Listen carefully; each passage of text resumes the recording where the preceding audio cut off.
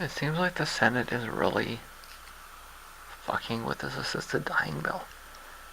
I'm really livid. Listen, I happen to agree with the Senate on this particular issue, okay? There should not be restrictions on euthanasia. There should be oversight, but not restrictions. The law needs to be about putting in place the contractual requirements to carry it out, not about dictating terms of conditions. This is the kind of normative tinkering that the Liberals are supposed to be opposed to. I know Americans are reading this. You want to think of Canadian Liberals as social libertarians, and pretty literal and pretty strict ones. You also want to think of the Canadian Senate. Our system is nothing like yours. Don't get confused. And frankly, we don't want a system like yours. We look at your system and say, damn, look at all that gridlock. You know, I'll make the argument that you should rip your constitution up and start all over again because your system of government is an utter failure. So we don't want that here. We designed our system so we wouldn't have that. But this isn't actually an unexpectedly strict piece of legislation from that party being the Liberal Party. I've criticized it, and I think I've rightly criticized it. So I've put my piece on that. I've expressed my disappointment and my disagreement.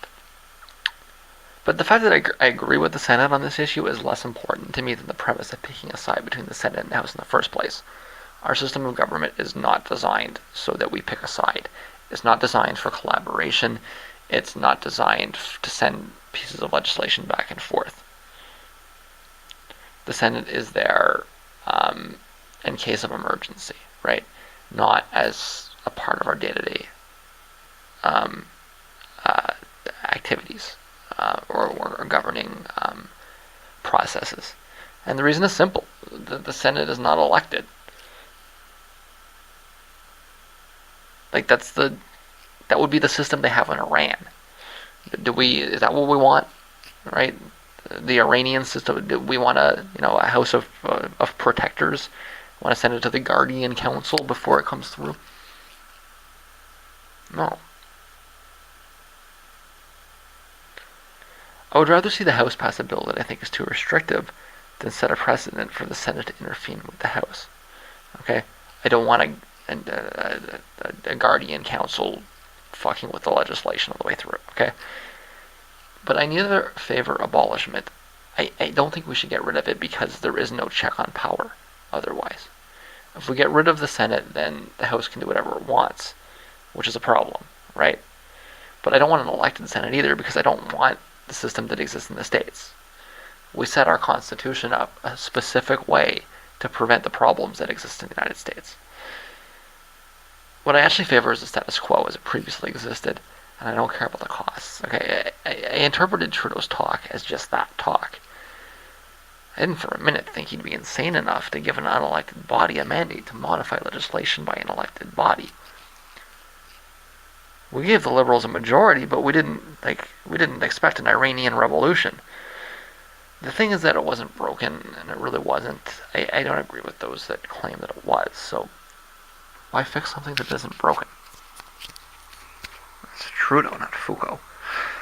Should the Senate start interfering with the business of the House, then the system will actually all of a sudden become broken. Okay, they have no mandate for this, and I will all of a sudden need to switch my position to abolition, but with a caveat. There needs to be a suitable replacement that can act as an emergency block on power, but not interfere in the day-to-day business of the elected House. Okay? The funny thing here is that his father is the one that set up the system. And he didn't set it up like this. Right?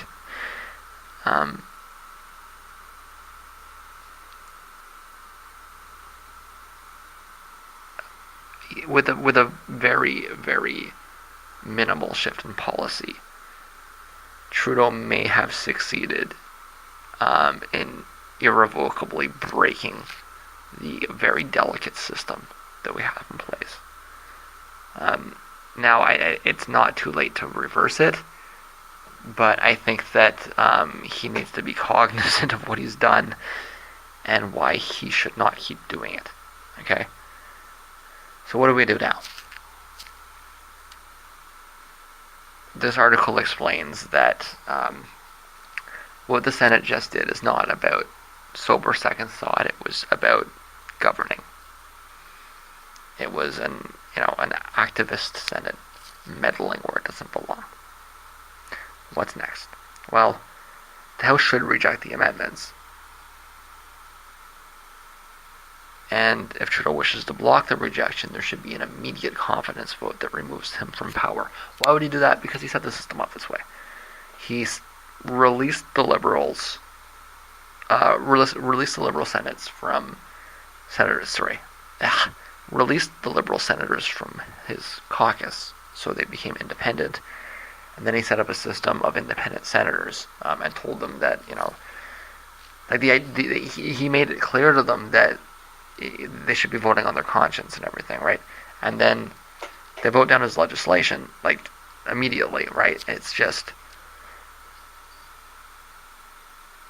It's almost schizophrenic, really, right? And that kind of a change in power is just out of nowhere. It's a massive shift in the way the government functions. Like I say, this is equivalent to this is setting up the system that exists in Iran.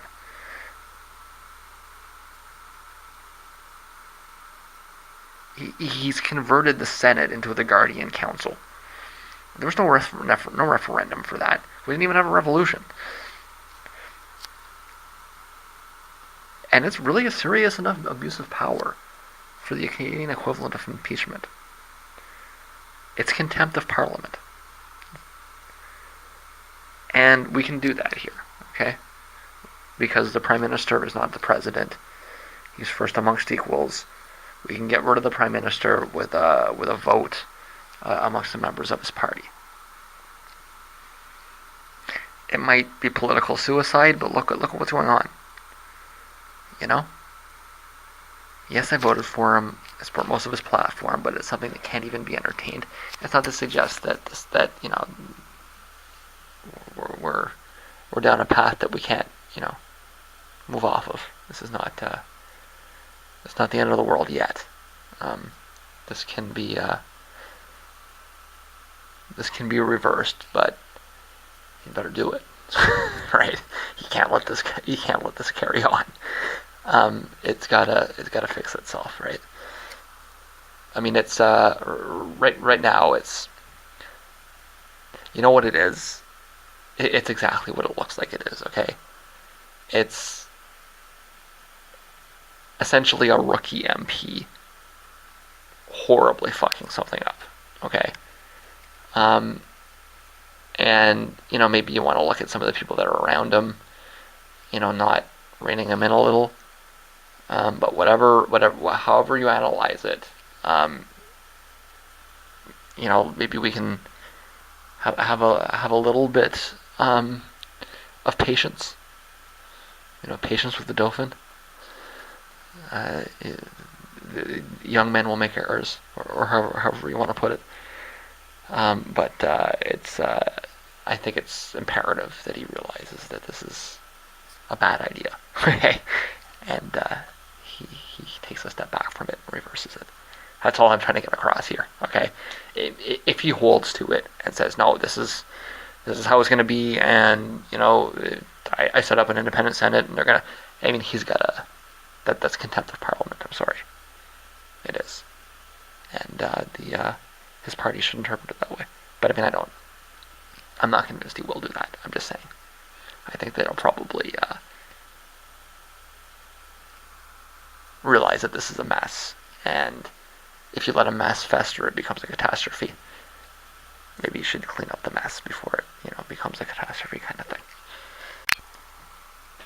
I just want to point out on the Senate thing, if you go back to CBC or the Globe, I've probably deleted it, but there were posts like the day after the election where I'm just having a heart attack over this, right? Because he put himself in a position where the Senate could have voted on the budget. And they didn't. and the decorum of the Senate and everything, and he seemed to just be like, shrugging it off, the idea that the Senate might vote down the budget is crazy, but like that would trigger an election. Why would you do that when you can just appoint senators? It was driving me nuts, just because it's reckless. Okay, just the recklessness of it. I can't handle people that don't take control of things when they can. It would take literally 5 minutes to call up, the long list of capable former Liberal MPs, put them in the fucking Senate for a week or whatever it is, pass the damn budget.